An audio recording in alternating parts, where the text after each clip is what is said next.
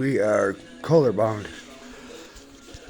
Here's the old oil panner. Still got the oil pump in it. And this new one, it actually came with an oil pump, so that's cool. I just put the oil pressure sending unit in there.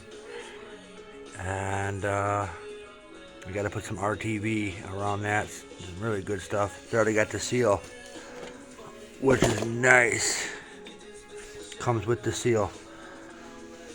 Brand new part.